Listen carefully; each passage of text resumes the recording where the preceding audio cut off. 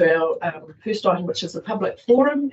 Welcome, Robin, and Bo is joining us morning, as well as Dave Wern, the Lions group, to have another project they'd like to pitch to us. So welcome. Good to see you again, Robin, Dave. Am I on? Yes, you're on. Good to go. Okay, good morning, Adrian, and all others here. For those of you that don't know me, I'm Robin Damasi. I'm representing Matamata Lions today, and this is David Wern, who is our current president.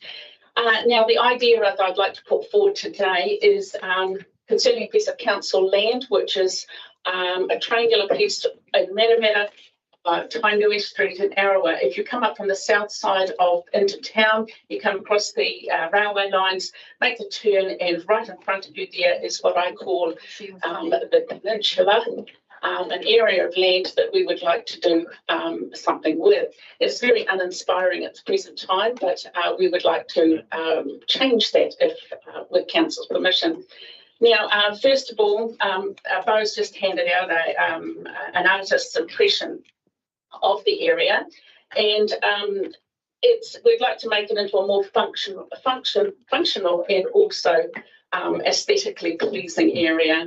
Now, right now there is a large kauri tree there, a bench that commemorates one of the Lions presidents, past presidents, along with a plaque from Arthur, recognising Arthur Crode Place. Now, I've done a little bit of research on this and I can't find anything in writing, but first of all, the kauri tree is now protected and we must leave that there. We have no problem with that at all. The Lions bench, obviously, we would like to keep that there as well. And the Arthur Crode Place, that actually refers to the far from the north side of the triangle, which is a piece of property that Arthur Crode bought from the council many years ago.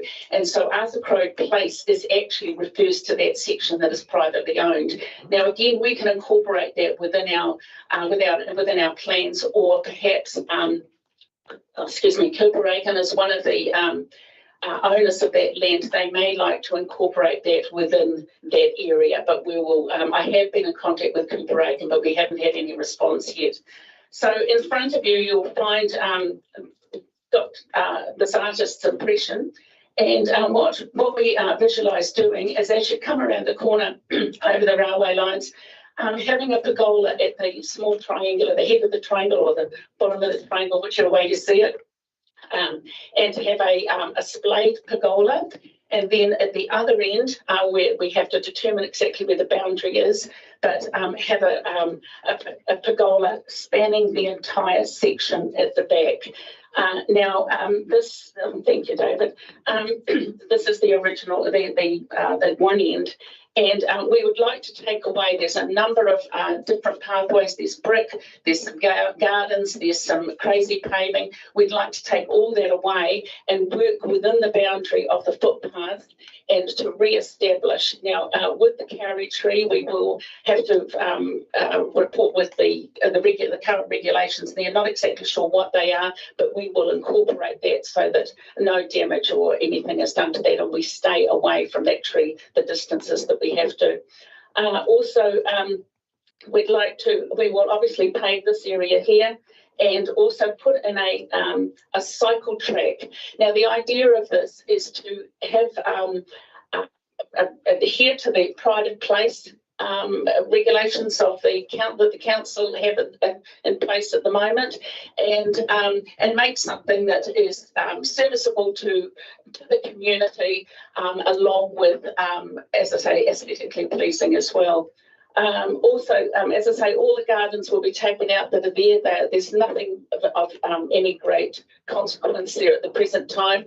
And we'd like to work with council to quite densely plant those areas in native bush or not bush plants, something that is acceptable for an urban area, and we will work with council on that, with parks and reserves, whatever will be guided by them. And then we also we'd like to provide some seating underneath. Now, if you just turn over underneath that original page that you've got, you'll see there's some seating You've got a slightly different one to I have, but that's the seating we'd like to see underneath this bar pergola. And then over here on this area here by the bench, we would like to incorporate something more like this, which is really a sculpture, but has a purpose, has a practical purpose as well. Not sure where we're going to get these made yet, but we would like to do something along those lines. So we will be looking at sourcing at things like that. And as I say, there will be a cycle track there. If necessary, we may have to put a bridge across here, just a small bridge that people can go across to protect the carriageway so that we're not damaging any roots or anything like that. And I think that's really basically, the other thing is if this piece of private land here, we originally thought that if there was any special event or anything within the town, that we would approach Cooper Aiken and use that to perhaps put a couple of food trucks on, or and some tables and chairs. Now those would be a temporary measure because it is private land. We would put those up and take them down depending on the event. Now I think Cooper Aiken and the other co-owners have some other plans for that area. So if that is the case and we can't use that area, then we would perhaps put a concrete slab in where this bush is here, so that we can put put a cart there if necessary, and then that attracts people as well, whether it be a food cart or ice cream or whatever was required for whatever event. But it just gives some people a place to sit, little ease to go around the little track, and and hopefully something that the town will use. We also financially, it won't cost council anything. As a club, we will provide that. It's not a heck of a lot of work for us, not like the cemetery wall was, but it is something that we can, we can work accordingly with other clubs, perhaps with Men's Shed. We could get them involved with different things, but it will be, of course, repaving that entire area. But I do understand that apply for the financial assistance, but otherwise it would be something that Matamata Alliance will take upon themselves. So that's basically it. Does anybody have any questions?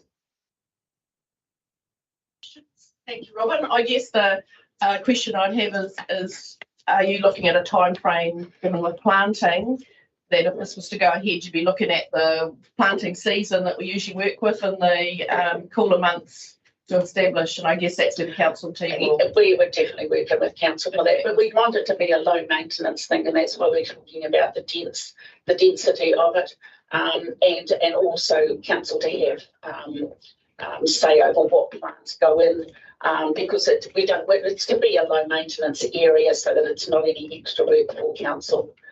Even the cleaning of the benches, cleaning of the pergolas, when that comes about, that will also that'll be put on the Lions list, that we will come by and do that sort of thing. Yeah, so Robin, you Lions will maintain the area? Yeah. I think, I'm not sure about the mowing. There won't be a huge grass area left there, but I would imagine that would still come under whatever is done at the moment. So we wouldn't be doing a weekly thing on that. Would the less grass be the better?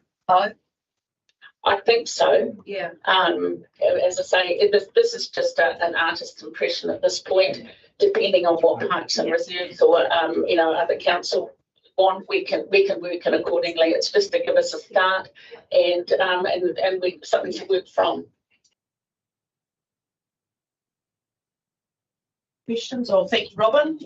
Thanks for your presentation. Yes, we'll get staff to see where this heads. Excellent. Thank you very much for your time. Thank you. Okay.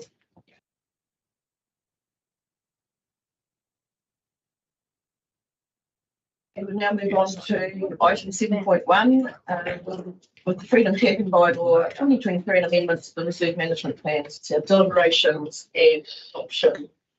So we have, here she is. Tish, remember our consultant that was doing work. Good morning, Tish. I'm Emma. Tish is going to. You are Emma. Yeah, no, that's okay. It's an honour to be confused with her. Yeah, we were talking about Emma yesterday. Weren't we, Sandra, when we were saying who's coming in? My apologies. Goodness me. Right. So obviously today we're, if I just introduce this item,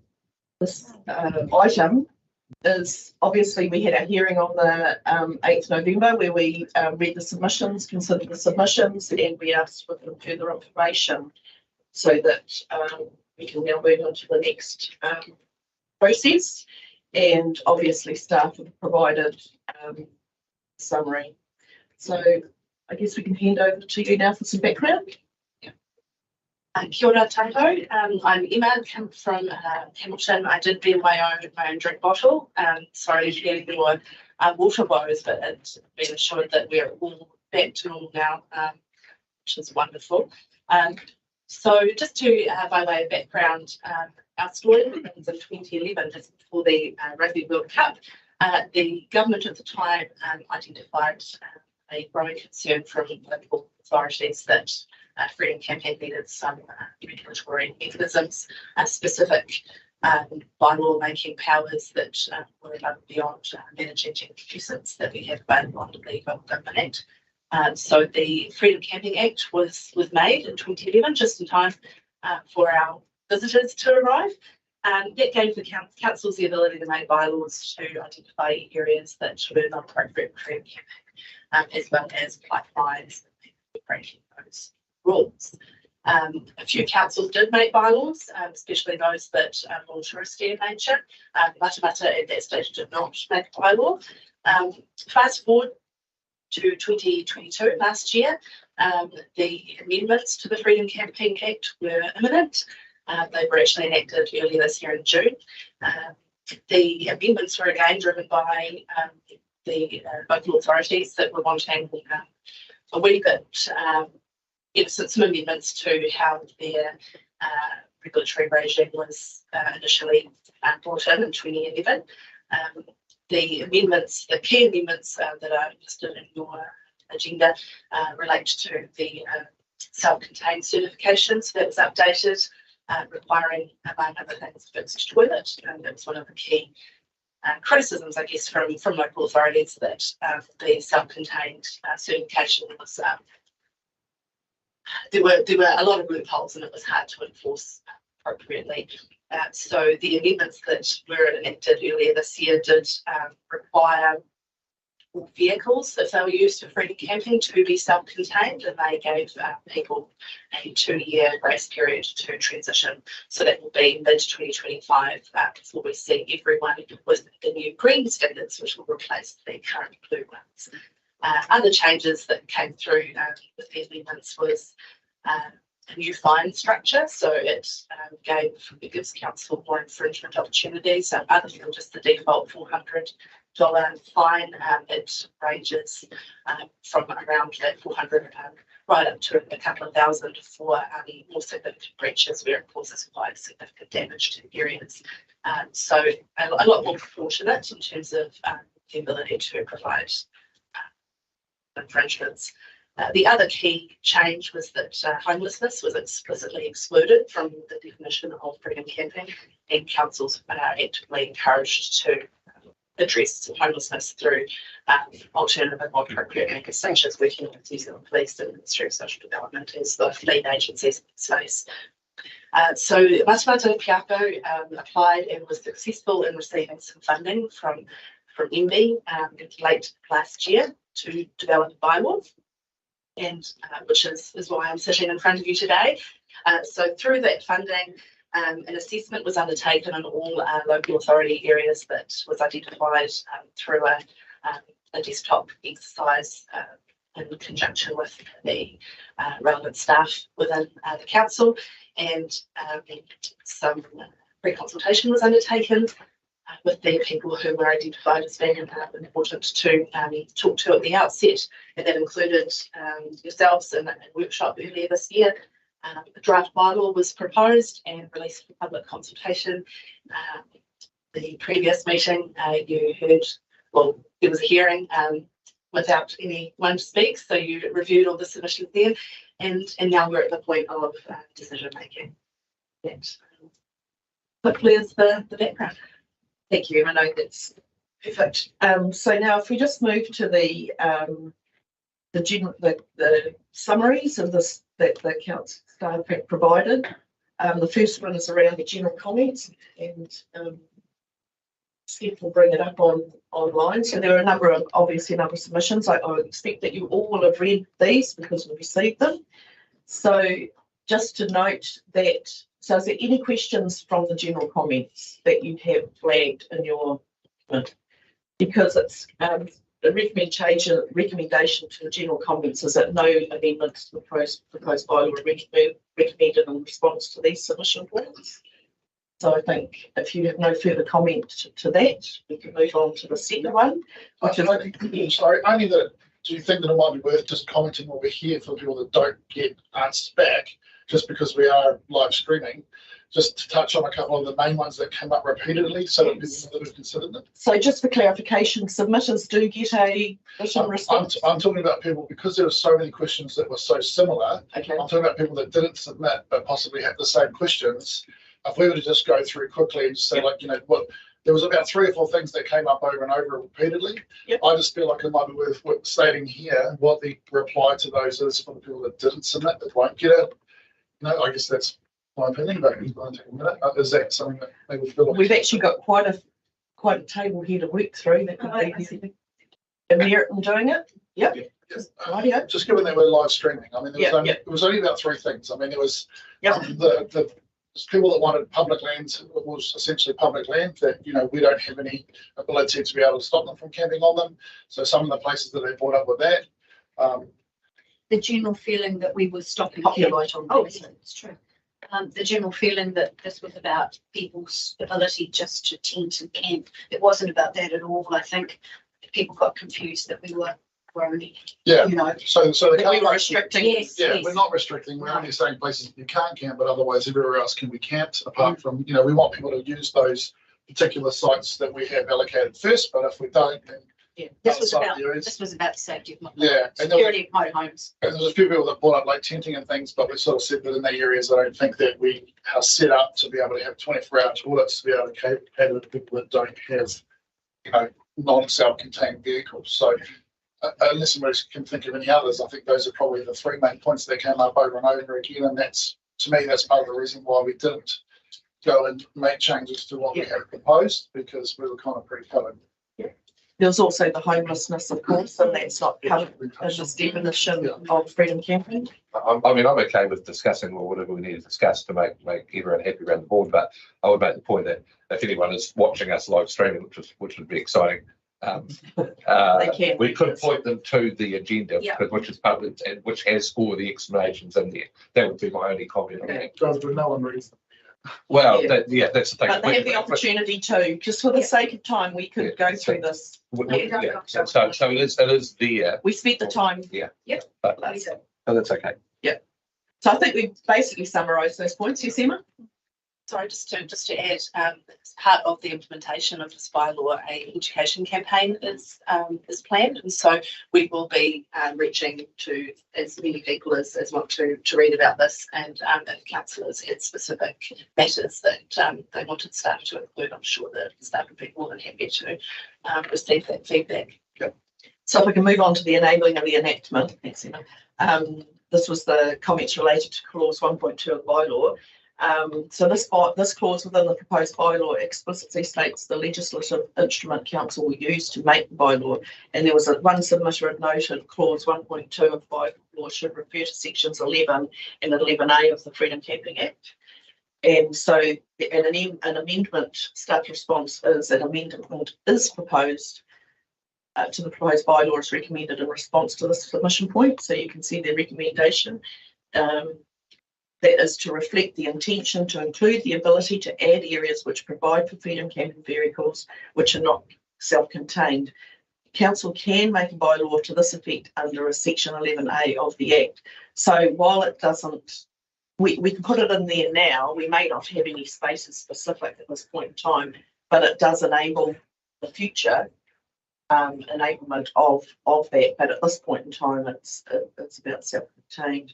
And also in addition, you can see there that it was recommended just around the we got confirmation, and staff got confirmation on Friday from NZTA Waka Kotahi around the land that's along the highways, that we are able, this local authority is able to use that land, appoint that land under our jurisdiction, and that this was around the prohibition and restrictions.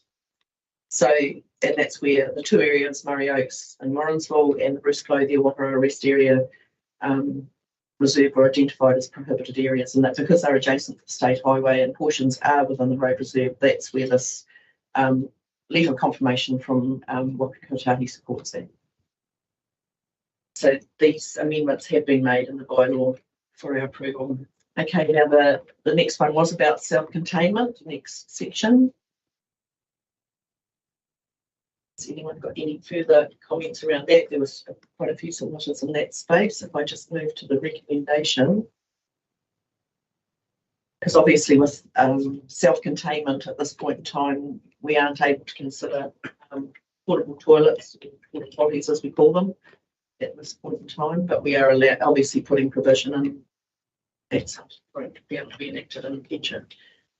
So there are no recommended amendments to in response to these submissions. Any comment further about that? Then we move on to the district-wide restrictions. So those are the comments related to clause 2.2.2, and that the restrictions are proposed to apply to freedom camping district-wide are a certified self-contained vehicle must be used to camp.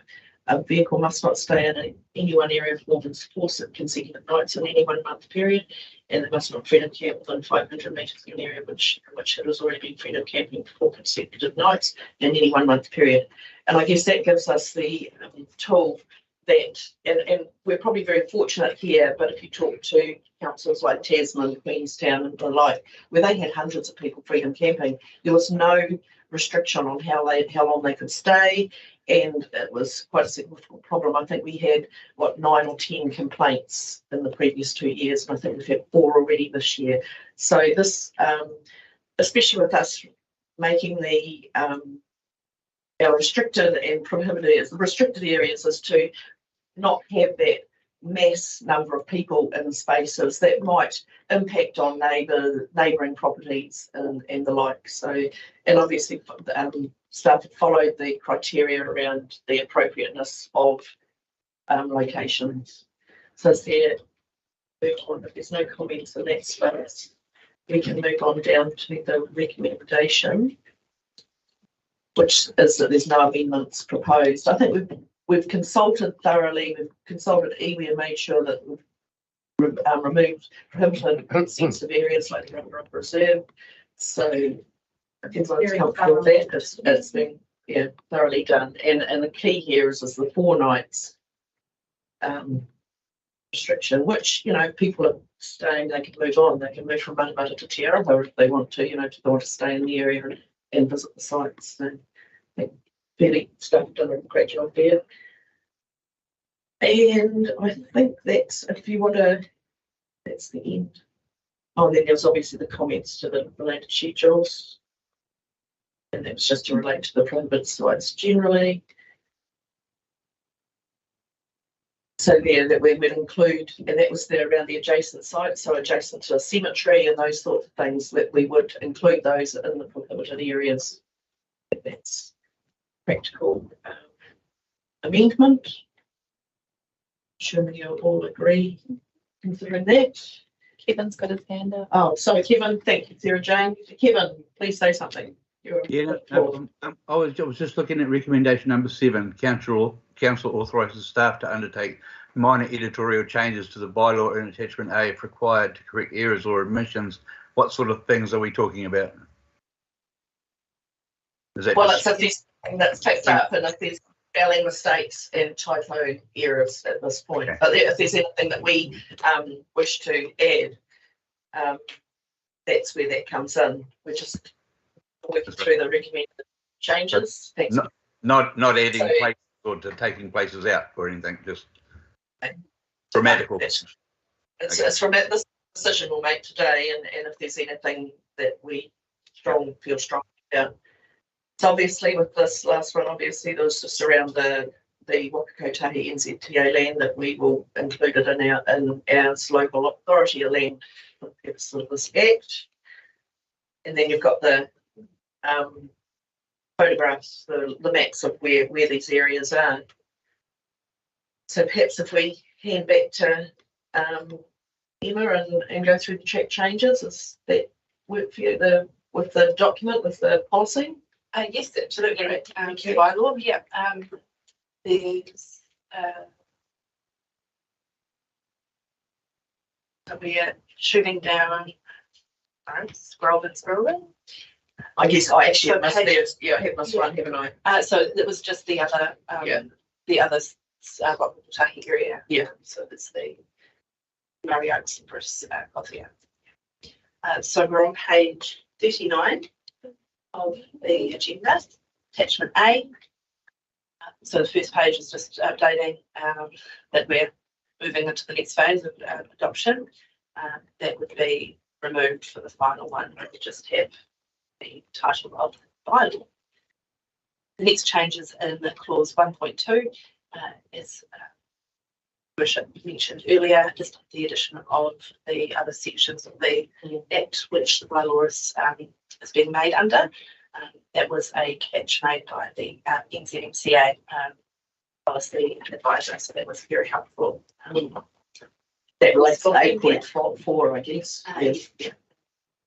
So the next change there that you can see on the attachment 1.3 is just updating the date at which the bylaw is intended to come into operation. You'll note that that's a month's time. That will give staff a couple of weeks to get signage up. So while we are recommending that you adopt a bylaw today, it won't be intended to be in operation until the 20th of December. And yeah, that just helps with some of the administrative matters to ensure that on the 20th we can start enforcing it. And again, just updating the date that the bylaw is due for review under the LGA. The next change is down on page 45 of the agenda, where we're inserting a new section 3, which has some subsequent renumbering of the rest of the bylaw, and that's just making the declaration under the relevant section of the Act, which says that the areas of NZTA land that's identified in Schedule 1 and 2 is declared as local authority areas. So that doesn't mean that council's on the hook for any and all issues on that land. It's just ring-fenced for the purposes of this bylaw. It's declared as local authority land, which means that we have the ability to enforce this particular bylaw on that area. So it's not, it's very much restricted in scope there.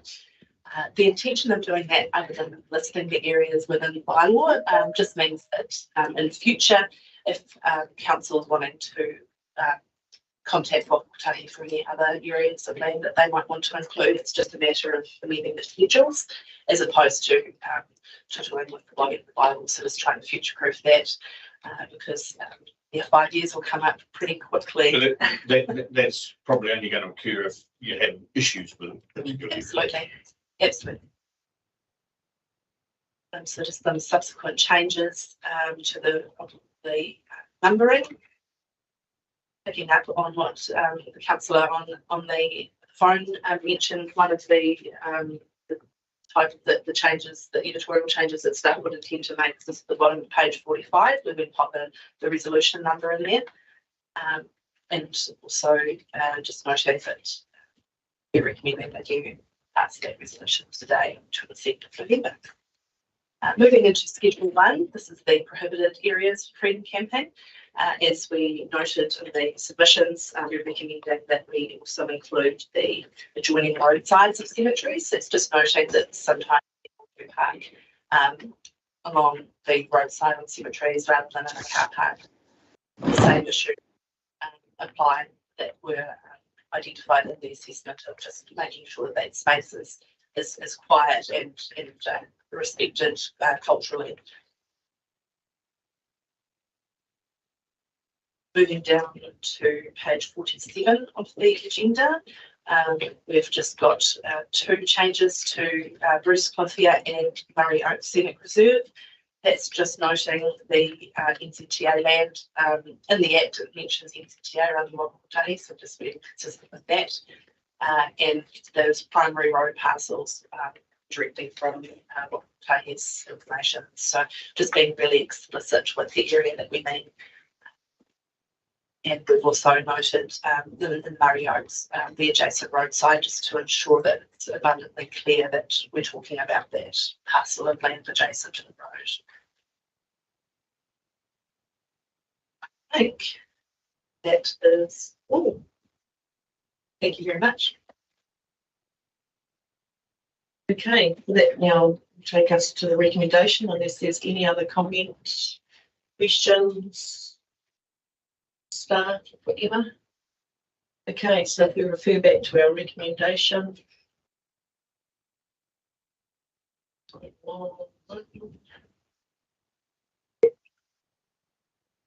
So, is someone prepared to move? I'll move that. Sarah Jones in its entirety? So I guess just for number 3, to adopt and put attached with adopted amendments. Basically, we just need to alter that recommendation, didn't we? Are we? Which amendments are we? It's still clean because there's no further change. It's just there's no further amendments, so we don't have to. We can just take that in its entirety. So move Sarah Jane, seconded James Sainsbury. All those in favour, please say aye. Aye. Against? Carried.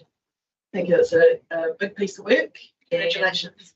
A lot of effort has gone into putting this bylaw in place, and of course, with the enactment of this bylaw, staff will be able to move into the education and the signage of where the areas are allowed and prohibited. So, thank you.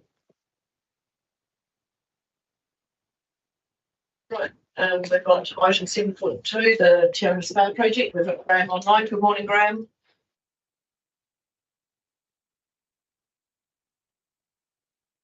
On mute.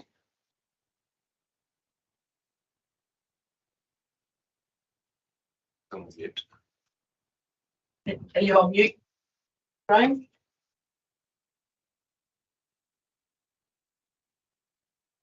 Must be. Yeah. Oh, how's that? There we go. That's better. Okay. Good We've done morning. it for a while, and we still stumble on mute, don't we? It's a Yeah, common- looking at the mic icon, and it was showing I was, but then something else flashed up. So, yeah, good morning. Sorry I couldn't be with you this morning in person. I'm having an Auckland day today. Good. Your Worship, I'm able to take my report as read and address any questions arising,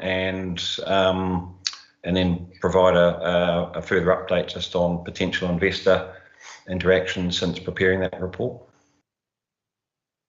Yep, it's probably reasonable to do that because there's always a bit of work happening lately. So obviously we've received the Deloitte's report and the capital raising. So yeah, not sure if there's any questions at the moment. You might as well just go on and talk about what's happening. Yep. Where we're at, yeah. So just in terms of the report, I was asked to provide a sort of good comprehensive update and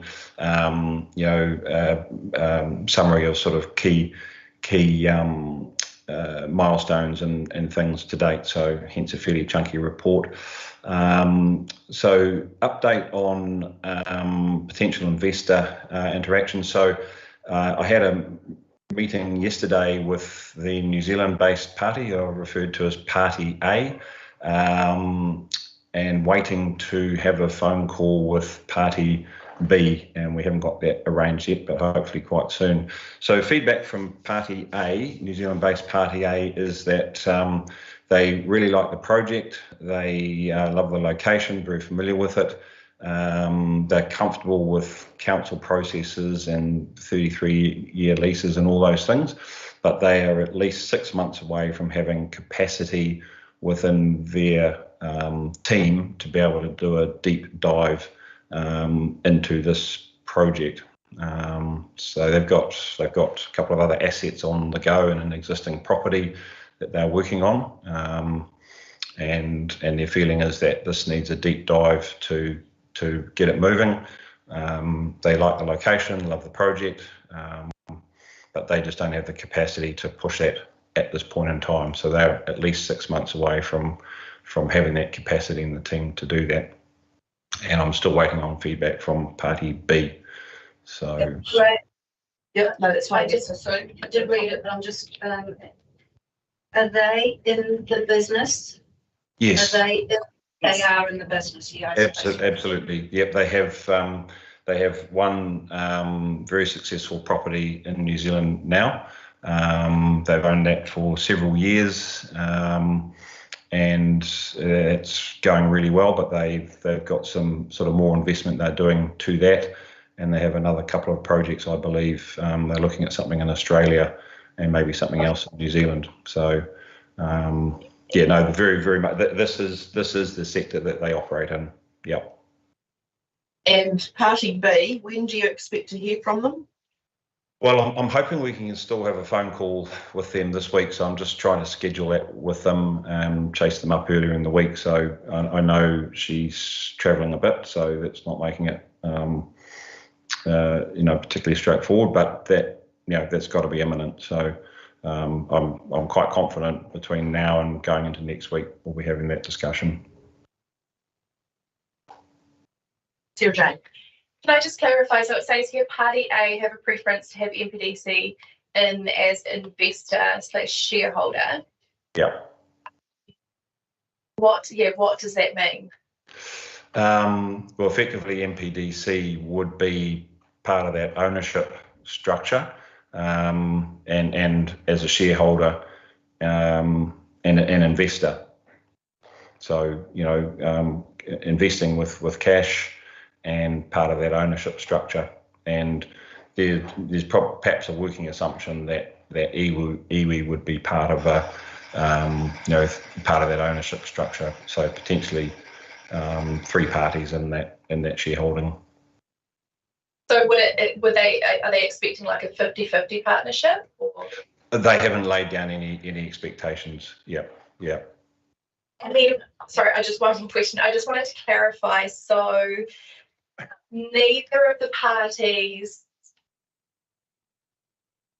So Party B. Yes. Do see potential in the existing building. Yes. But Party A are more interested in the new development location, is that correct? Yeah, look, I think Party A wouldn't be dismissive of the existing building. I think both of them acknowledge that, building is expensive. So I think their line of thought is because building is expensive, why not use or demolish an existing asset that's in reasonable condition when it could be repurposed for something else. So neither necessarily see that being for pools, because they both have a vision for outdoor pools that would be built up and behind into that lower bush line, very much buying into that vision and in some way repurposing the existing facility. Thank you. Any further questions? James? Thanks for the report, great and comprehensive as always.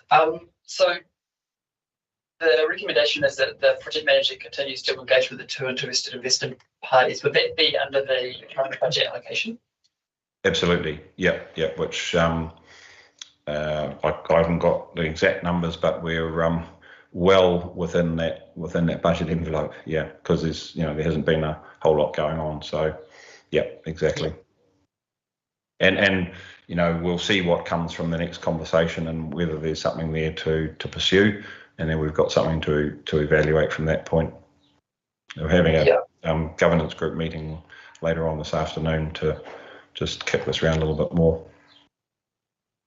So I'm not sure if there's any more questions, but I'm happy to remove the recommendation as it's stated there. But I again just want to be crystal clear about my position and what I see as a position of the council when it comes to being co-investor or co-owner, that the council's made no commitment. And certainly my views on that topic when it comes up. So operating under a no surprises policy, I understand the preference of investor A, but I think it certainly just reiterating my view that that's not in any way a sure thing from the council's perspective. So that would be my word of caution, but I'm happy to move the recommendation as it's stated there. Caleb, have you got a comment? With Party A, I do have some concern that they would expect us to be the liability bearer. And if they're going to make us a shareholder, my question goes back to what Councillor Vaughan has asked: how much do they expect us to put into this? And especially since we as a council have talked about stepping back from funding this potentially. So I just have that concern that they would want to treat us as a kind of as a liability guarantee going forward. That's probably my own concern, but I'm happy to second the motion as it stands. I've got further comments. James, do you want to? Yeah, I guess speak to the point that Councillor Ansell raised, which I agree with and support. And I guess that was my point, was that at the moment, I think the assumption should be no investment from the council. Understand that there's a preference for investor A. So just I don't want the continued engagement to go ahead on the assumption that there's some level of support from the council when that hasn't been decided. And there's definitely a mix of views around the table, and I have my own views on that, which obviously I'm open to being shifted. But I don't want the starting point to be an expectation of an investment or a shared liability. James, yep. Bruce.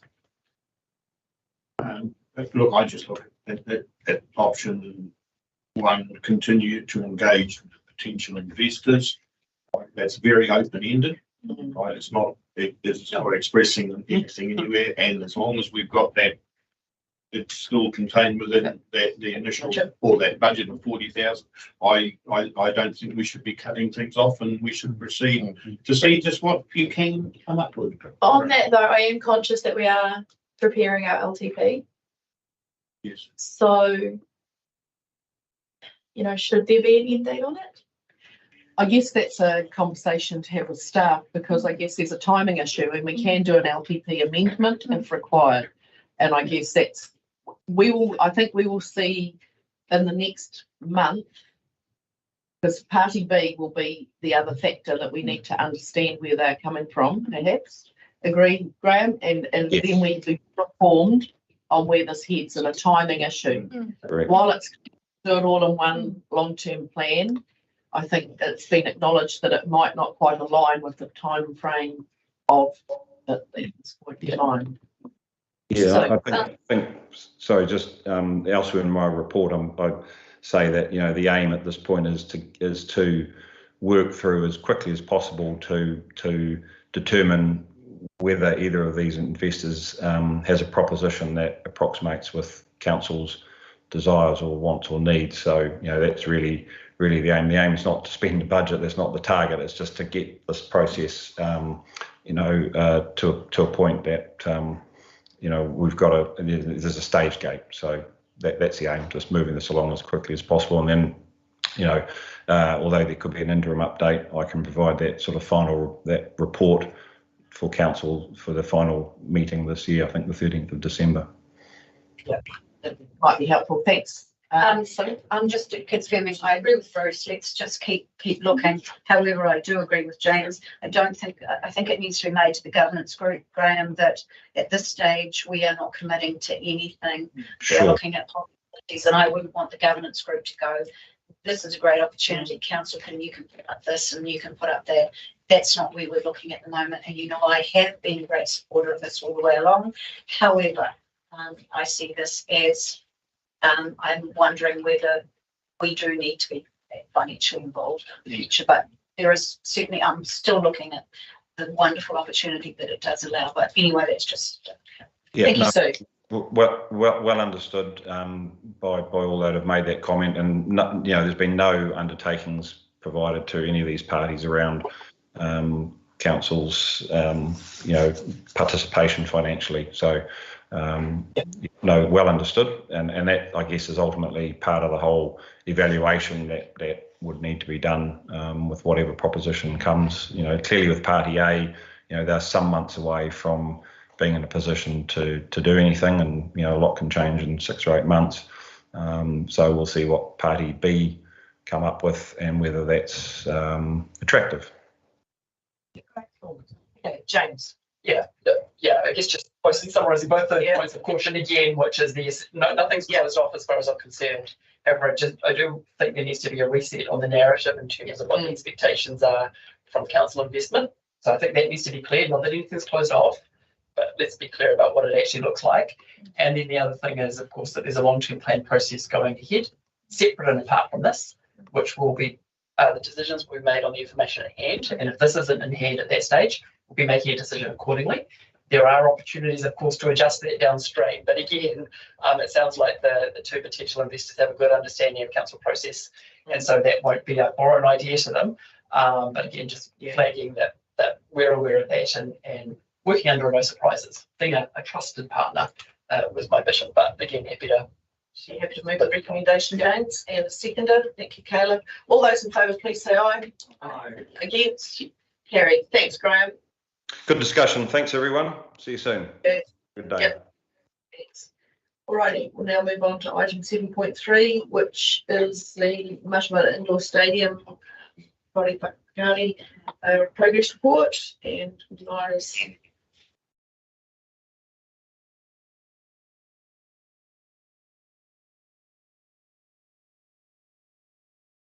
Good morning, Mayor Adrian. Thank you, councillors. So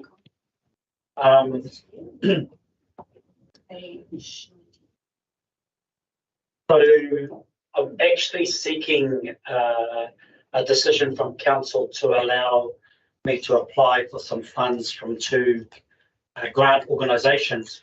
Thought we'd take the opportunity to actually update council too on the project overall. And so you would have seen in the report that I've given an update on the estimate for the project, funding targets and funding progress, physical progress as well. One of the things that I have pointed out in the report, which I want to bring to your notice, is that when you made your resolution in March 23, you had a condition number 2, which was conditional on the agreement, was conditional on the resolution, was conditional on the MOE providing adequate commitment to capital investment, depreciation costs, and ongoing operating costs for the satisfaction of council. And I have been quite upfront to say that I haven't completely complied with that provision. We haven't been able to. What we do have from the ministry is confirmation in writing to the funding of their contribution of 2 million. We have confirmation that they are prepared to enter into an agreement with us to occupy the site, but the actual agreements themselves have not been signed and are still being moved through. Just noted in the report that acting on council's behalf in that regard is Kate Sarank, who was involved in the Waitomo project, and so has experience with working with the ministry on that. My understanding is those agreements, from the conversation we've had with the ministry, is that the agreements that will be presented to us are their templates, and I assume they're based on the Waitomo concept. So in other words, I'm not expecting anything surprising, but until we have the agreements, I can't say. And that's Kate Sarankas with Tompkins Wake. So just again highlighting that I haven't complied with the full requirements of clause 2, but if we didn't continue, then the project would still be in abeyance. I've also wanted just to point out a few of the risks, the bigger risks that we see at the moment on the project. I mean, aside from the build, etc., is not complicated. So there'll be the normal construction risks associated with that. All the due diligence, etc., is being done on the site, etc. So it's not necessarily a complex build. One of the risks that we do have is around the resource consent. I'm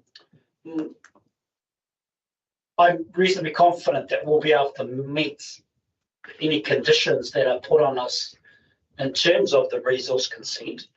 But we've allowed for the fact that there will probably be objections. We've had the trust that have been driving the project had a number of meetings with residents, and the last meeting that we got involved in as council staff with the project team was in September.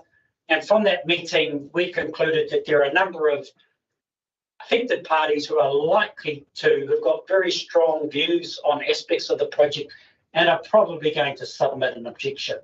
And let me put it in these terms, they want their concerns to be formally heard.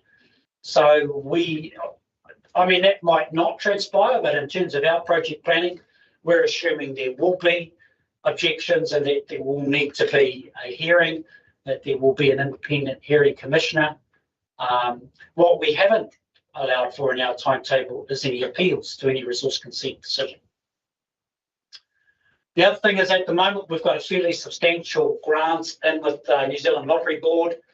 The grant is not strictly compliant with their requirements, in that the board meets in November to make a decision on grants, and it is a requirement of their process that a resource consent has actually been issued. We haven't been able to achieve that. We've relayed that to them. I was very fortunate the Mayor actually contacted the regional representative to explain where we're at with the process. And we're hoping, to be honest, that the merits of the project and the benefits that arise from it are sufficient to allow us to get some form of favourable consideration in November. The other risks. Conditional. Well, if they made it conditional on us getting the resource consent, of course, that would be totally understandable. But I'd have to say that I could understand if they declined the application because we haven't got the consent. So They have accepted it. They have accepted it to go forward, which is really what we wanted to at least get in the mix. And so we're very appreciative of that. Thank the Mayor for making that call. I think the point here is, we just interrupt, is that it's the challenge of a biennial or two-yearly process. Funding grant. And timing of resource consents doesn't always align with those times. That's just where it's at. And it's been accepted. The grant will be considered, but yeah. So if the grant isn't granted, does that total then go on to the communities? It will or will not go. Right. Because that's a nice segue to the two risks. That the remaining risk that I see, a big risk, is one, that the costs for the project come after we've tendered come in greater than what we were budgeting. The way that we're trying to manage that risk is we have the project steering group, but we also have a subgroup, the design steering group, and the project steering group have asked the design steering group to review the design to try and ensure that our project specification is what we need, not what we might want. So that process is happening at the moment. While we've got a design build contract, we're trying to get as much specification of the detail in the design as possible, so we know and the Ministry of Education has expectations of certain things, so we're trying to specify as much as possible so we get what we pay for. So there's the cost side of it, and of course the other side of it is whether or not the funding achieves the target that has been set. And now, in terms of clause 2, what I made reference to in my report, I just want to point out again, you are the entity that enters into the contract. So when you enter into the contract, you accept all risk associated with that contract. Having said that, you have to be satisfied with the state of play. So you, in that respect, have the final call. So with that overview of where the project is, I would seek your approval for the lodge the two grants. A requirement for both of these organisations that there is a specific resolution of council or of the entity approving the application of these grants to be submitted. And I'm more than happy to see. Is there any further discussion? Or just, Peter? Question regarding funding, community funds, 2.9 million. How much of that is in the bank as we sit here today? I can answer that probably easiest. A lot of it's in pledges. But I think those pledges will hold people account. I don't think there's no businesses that I see as a challenge. I think they'll be invoiced as we get closer to the build. The working group is naming or has secured a naming rights sponsor, just going through the final details of a $500,000 naming rights sponsor. So I would consider that and with another lot that I've secured recently, a silver of 25,000, that we are well on target to be over the 3.5. Well on target. That doesn't include the grants, the Matamata-Piako grant, that includes Bruce McGann's contribution and the community contribution today. That's committed. Obviously, pledges are pledges, but I think I'd be surprised if they didn't follow through and not back it up. So the community contribution is significant, and they followed through, and they know that they do not want to let anybody down, and they are committed to raising as much money as they can. And Adrian, as you know, it's that build, and they will come as we get closer and we know it's going to happen. Other things may come in anyway, people wanting to support it in some way, shape, or forms. Yeah, exactly. So obviously there's a bit of work in progress there. Just to note, with Kate's work with getting the documentation, is that she will be chasing the ministry rep, get those documents sorted. Talked to her recently, so John and I saw at another meeting that she was never on, so we took the opportunity to have conversations. So yeah, it is progressing. I think it'd be a big stretch for a resource consent to be appealed, given that it's a community asset again. But anyway, we'll wait and see.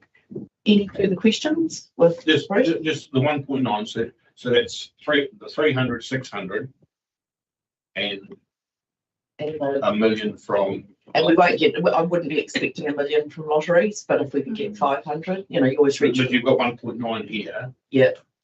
To raise 1.9, so we've got 500 from Matamata-Piako. Oh, sorry. No, that's already there. That's already there. The 1.9 is the 300, 600, and $1 million. Yes. And $1 million from lottery. Correct. Right. That's reaching. So you're still happy to move, and Caleb's still happy to second. All those in favour, please say aye. Aye. Anyone against? Carried. Right. Minus the application. The application. Probably to note that, just as a side to that I that the Line Foundation one, we are there's an opportunity there at some stage, and hopefully that will work out. It's just the funds across boundaries and stuff. So I've spoken with James Densley. Okay. Right, we will now break for morning tea. And be back at 10:20.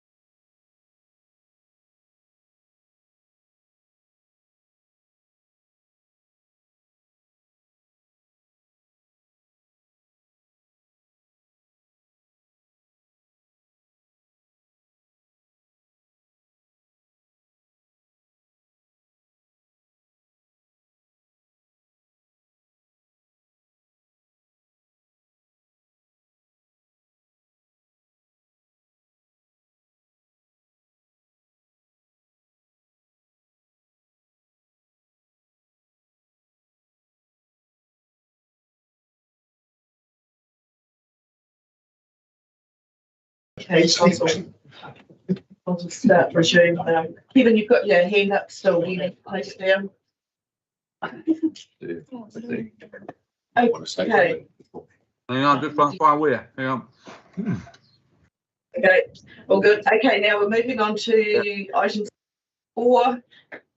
So the long-term plan, non-financial performance measures for infrastructure assets.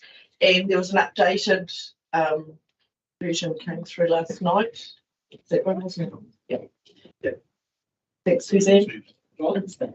And Louise is in the room too. Lisa, I think they come up too, just if there are any questions in there. That'd be good. Sorry.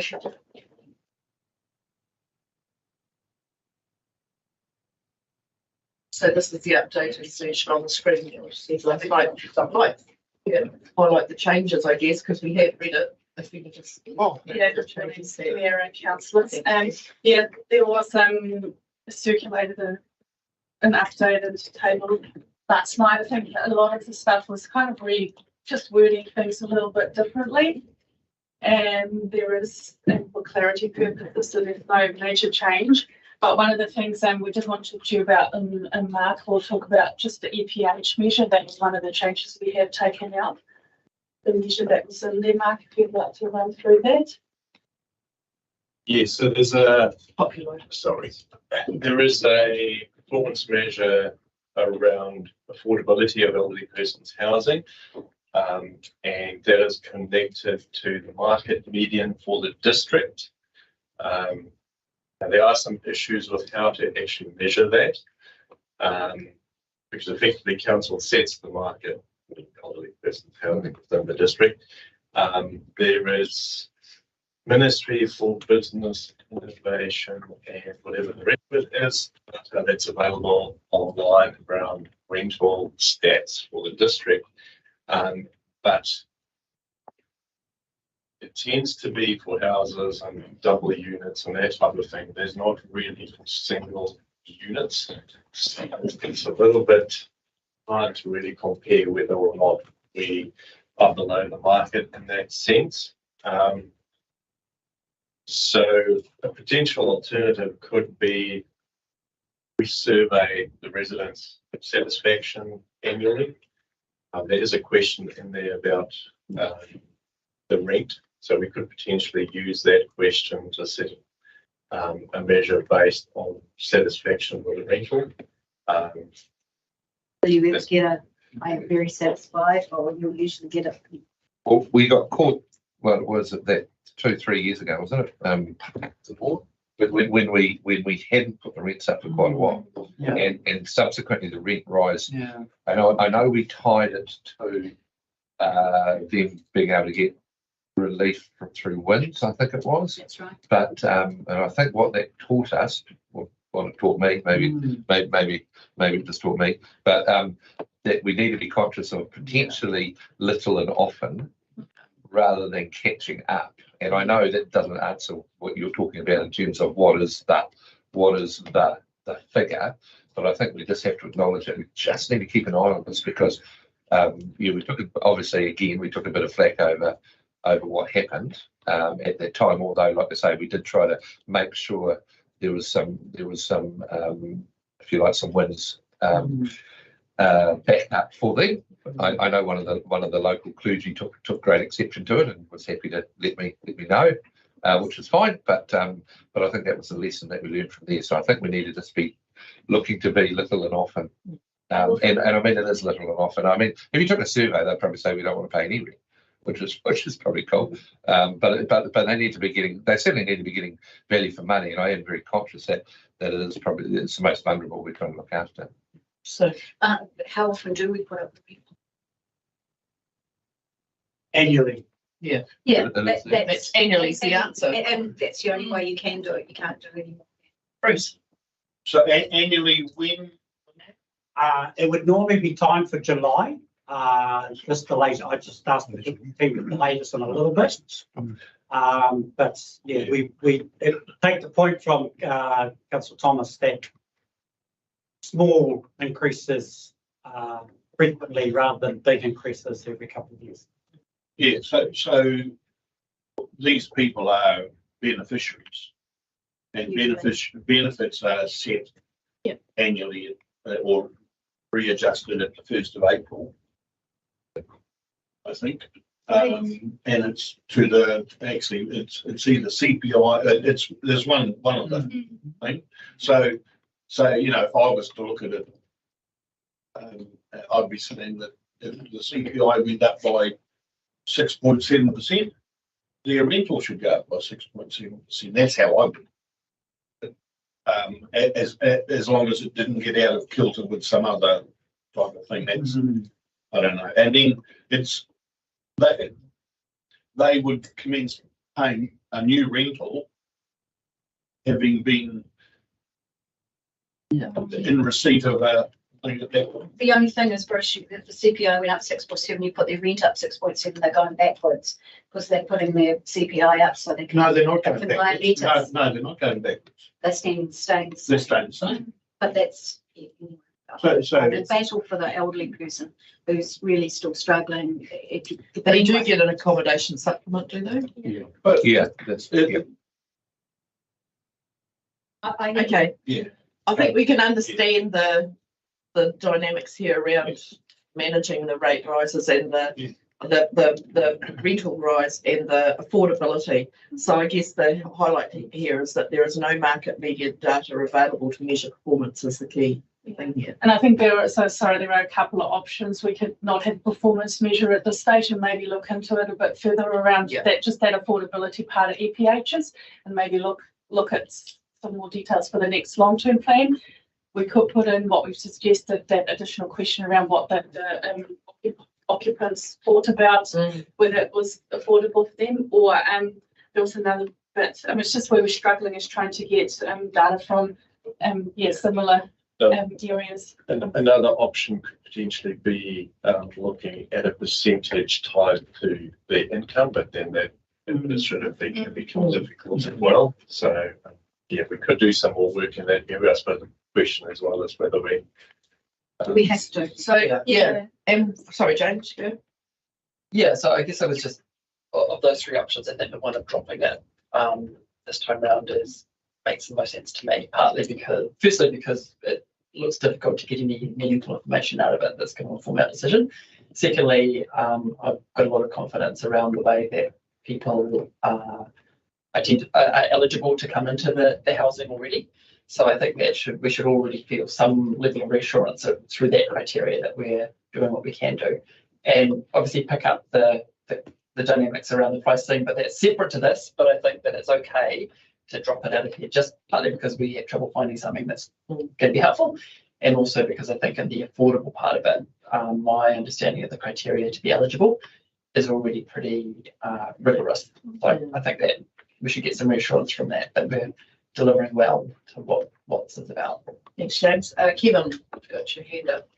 Just a couple of questions. What is the median rental we charge for elderly persons housing per week? We're 220. About 220. Okay. And you say that no market median data is available to measure performance. I find that a little strange because that's something that property managers deal with all the time. And I'm pretty sure I could get you that data from LJ Hooker, for example. They have all that data all the time. They're very familiar with it. So, but I don't know that it's for single units. Correct. Yeah, that's the issue. I suppose it's for the single unit. It can be. Let me see if I can get you a report for single units. You're not far away from what the RSA and Matamata charges, for example. At 220, it's actually higher, but not by too much.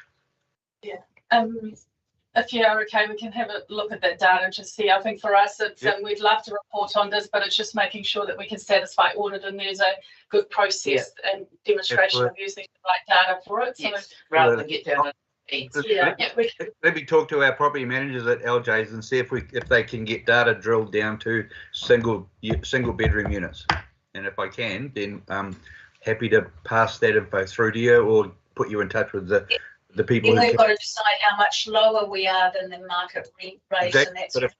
Exactly. If we know what the median data is, then we can make that call based on some sort of accurate info. So rather than guess. Thanks, Kev. I guess the question I have is, well, what do other councils use as a performance measure with elderly pension housing? And that's where we've had a look into that, and there's not really any performance measures around other councils. So there's our answer. Yeah. Because it's hard to measure. So what are we measuring it for? Like James has said, like what information do you garner from it? That's got to be, performance measures need to have something to quantify. And for me, it's then you have to say we need to be 50% lower than or 80% lower than. So we'll be guided by what you consider. I think if you're happy, we'll just put something into our improvement plan to have another look at this within the next 3 years and see if other councils start reporting, and that'll be easy enough to compare to other councils that are doing EPH units. But we'll be happy with it. Yep. Mark, is there anything else in your area just to mention? I think the only changes that came out last night was, as I said, was more around just clarifying, and we referred to benchmarks. We've put numbering like for the event centres. We've got a good booking system now, so putting a target in and saying that we're 5% above that. I think that's the lies with our libraries and our pools. So we've gone for the within 5% to be consistent with pools and libraries. The only difference is that we don't have 5 years worth of data as we do for the library. We've got 2 years of reliable data by the end of this financial year. By the time the next LTP rolls around, we will have 5 years worth of data, and then we can make them the same. Yep, makes sense. I think those are the only main changes. The rest of the three waters and the transport, we have just tweaked in the report itself. We've got those changes highlighted for you. I think we talked about on the roading changing a couple of the targets slightly, and for the free waters as well. And I think just a couple of those litres per second that we talked about at the workshop. So we've made those changes. Unless there are any questions, I won't go over those. The only other one we wanted to talk to you about were the rubbish and recycling performance measures. So we have put some changes that we recommend. So we're looking to delete the measure around the total quality of curbside household waste centre landfill. Louise, we just talked about that's really difficult, but actually it's objective to measure, and we are already measuring the proportion of waste diverted, which we're getting better data for with the new contract. So the proposal is to delete the curbside household waste into landfill, but just sticking with our proportion of waste diverted. And we've also changed the targets there because under legislation that has come through strongly that we're needing to be at 40% by 2026 and 50% by 2029. Yes, that's correct. We have got legislative requirements that we will have to adhere to. There's a little bit of work going on there at the moment. We've just had some technical guidelines issued last week, which have made it very clear that it's aligned to council's financial years. Okay, but it's also a bit subjective. It just said by 25, 26, and people go, what month? So everyone's measuring the same thing. So I think the other thing we have to consider is what other requirements have come out with the new government. So I think we haven't proposed to include a whole lot of measures for the rubbish and recycling because it is quite a changing space, and I think there will be more things coming through legislation, but that's something that you look forward to your feedback on that. We have also included another performance measures and aligned with the Free Water Fund around compliance with our resource consents for our closed landfills, and proposing to put that in that we don't get any abatement notices, infringement notices, or enforcement orders. Yeah. But happy for any feedback or other suggestions. So I guess this goes to audit for their approval, doesn't it? Audit have to approve these measures in January. That's what we're putting forward in the long-term plan. It's not our, so we can propose these things with a few tweaks just to make it more measurable maybe and more relevant to the time, especially with Ministry for the Environment's guidelines and with Tamata ROI's guidelines. That's the driver of some of these things really, isn't it? Yes, and it's about trying to, I suppose, centralise the reporting as well, so that what we are sending to our drinking water regulator is also what goes to our audit. So we're not doubling up on kind of different reporting measures that kind of achieve the same outcome. So that's the key here, is that there's measurable information that we're gathering that we can use rather than create other measures that aren't required in other spaces. And yeah, it's how we use those measures too to guide us. It's the purpose of them. Yeah. That's correct, and the government's trying to standardise that so they can actually do some good data analysis at the moment, because not everyone's collecting things in the same way over the same time period. That will inform their investment plan. Yep. Any comment? Alrighty, so we've got a recommendation if you've got no further questions to answer. Okay, so the report's received, council approves for inclusion in the draft long-term plan 2024 to 34, the non-financial performance measures, the outlined in attachment A, which I've had the update now, and council delegates have the ability to make changes as required. And yeah, the updated today, it was the updated attachment. And so it was moved Sarah Jane, seconded Dane. All those in favour, please say aye. Aye. Against? Carried. Thank you. And then Sue stays on for the 2024 infrastructure strategy, key issues and responses. Thank you. The report I put forward was just, we've had a couple of workshops to go over some of the key drivers, our responses, and I spoke to voices as well. So I've put this report together to just try to capture probably quite at a higher level, but to give some indication about what our issues are. So we have short-term affordability, and for the longer term, it's about balancing the different drivers. So we've got compliance and growth and demand, climate change and resilience, and and of course that mirroring up with affordability on the other side. And I've just mentioned in the report our responses, so taking some risks with our roading renewal investment, and that reducing the increase that's with inflation and with some of the increased costs coming through, that we're still increasing the budget but looking to reducing that as much as we can, taking some risks with the level of service. Talked about smoothing our renewals, and that's around capacity and affordability as well, and not doing some of the capital and focusing on the must-dos and the resource recovery centre development. So I've kept that quite high level too, because we have to work through options, but as a response, we are looking at having a resource recovery centre set up in our district, and just talking about staging some of the compliance and growth projects over the term of the strategy. And I've also added in after our last discussion around focusing on reduction of water loss and water demand. So in the short term, it's around education, leak detection, and the use of grey water, but in the longer term, looking at the universal household water metering. And that was kind of just a high level summary. Any questions? Any questions? I think it's quite well put here, just with the table here with the drivers. It's good descriptive table, really.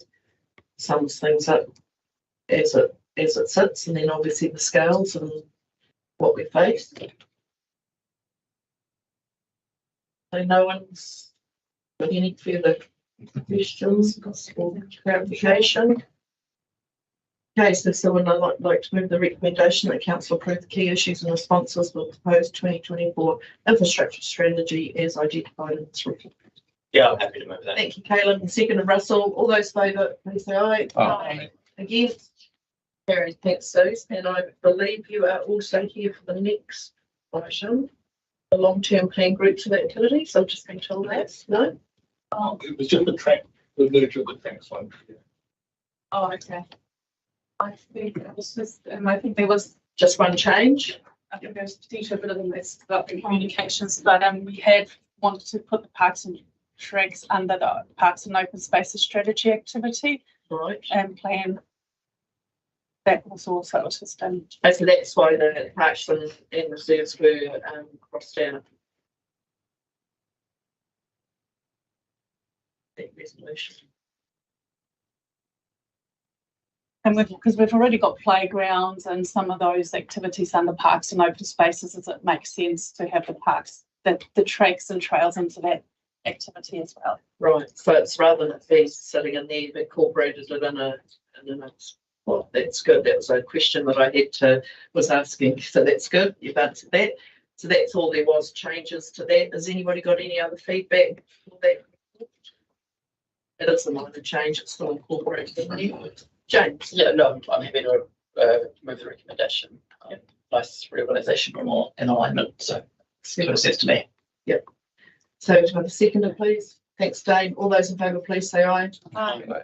Against? Carry. Thank you. Now we have item 7.7 is the review of delegation policy and delegation register for 2023. And I believe Ellie is here, our legal advisor. Thank you.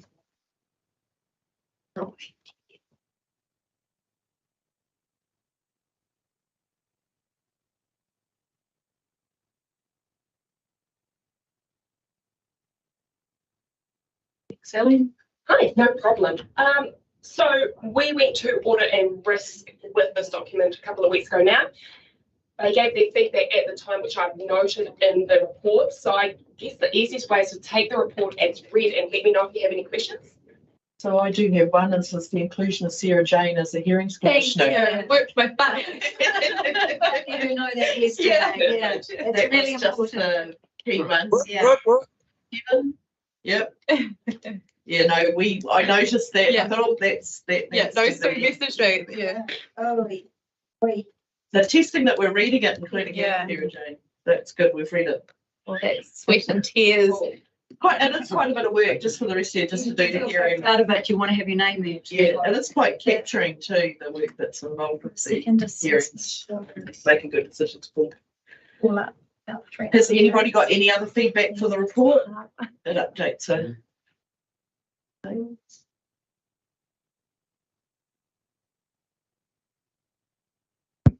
Any comments? That was just the position that we just made. It's a big dry report, isn't it?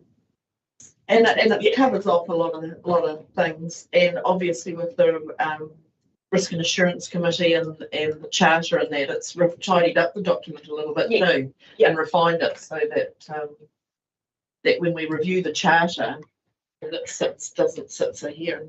Yeah, it means that I don't have to update it if something happens that's really quick. It can just say what they have in their documents rather than me having to replicate something that's already written. Yeah, so there's some good refinements here. Could I have someone move the recommendation, please?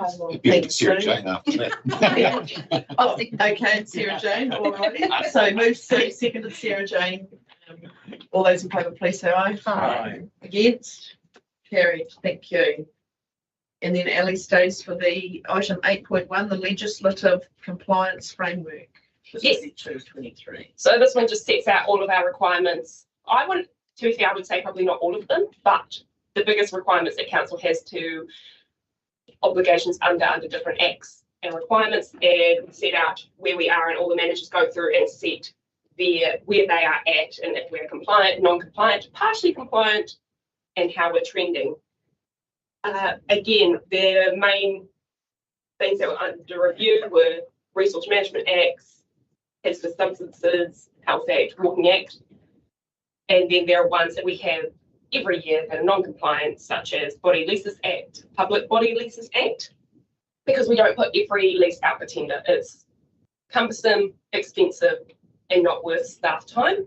So we're just always non-compliant with things like that. So yeah, do you have any questions?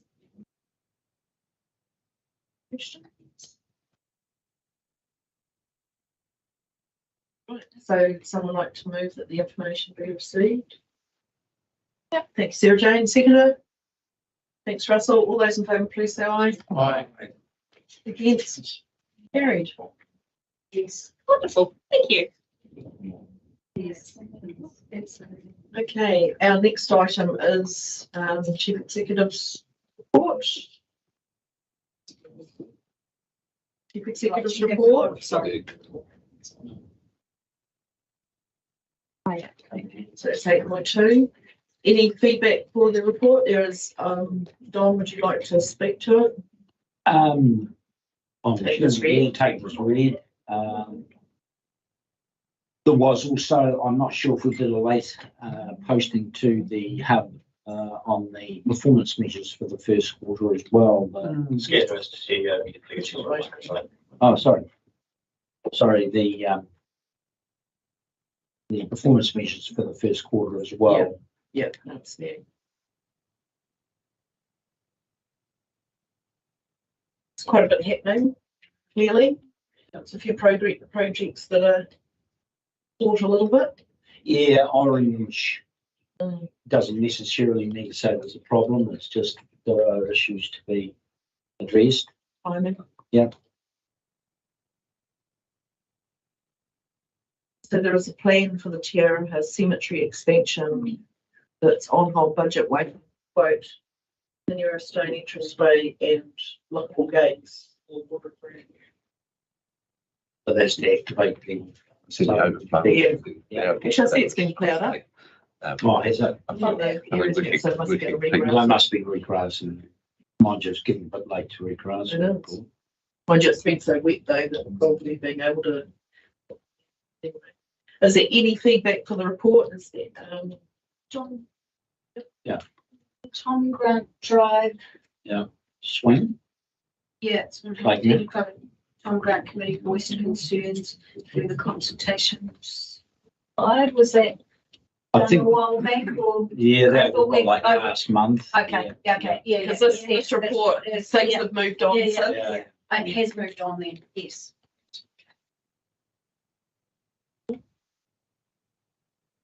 And just obviously with the financial, just for the first quarter, basically, it's fairly light touch. Yeah. At this point, because you don't have a lot of steer in the first quarter. It's by the second quarter, that'd be right, wouldn't it, Don? Is that by the 6 month mark, we might have an indication of how the budget's versus actuals is tracking. I've not heard of any scary, to be candid. I mean, an event like we've just experienced in Piero, of course, will have something like Some that. impact, yeah. But at least it was fairly short. Yes, it wasn't. Hasn't dragged on, which is good. Any feedback? Okay, would someone like to move that the report be received, please? John, thank you. I think the report is a little bit more concise than they used to be. So and deals with the. Yeah, that's great. Yeah, so this is for period into October. Yeah. So move, James. Would you like to second it, Sue? Yes. All that seconded, Sue. All those in favour, please say aye. Aye. Against? Carried. Now, could I have someone please move us into public excluded? Thanks, Sarah Jane. Seconder. Thanks, Sharon. All those in favour, please say aye. Aye. Against? Carried.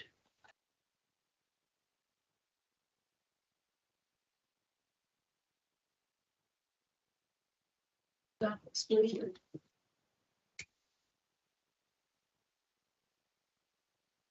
The live stream was off. It was definitely, yeah.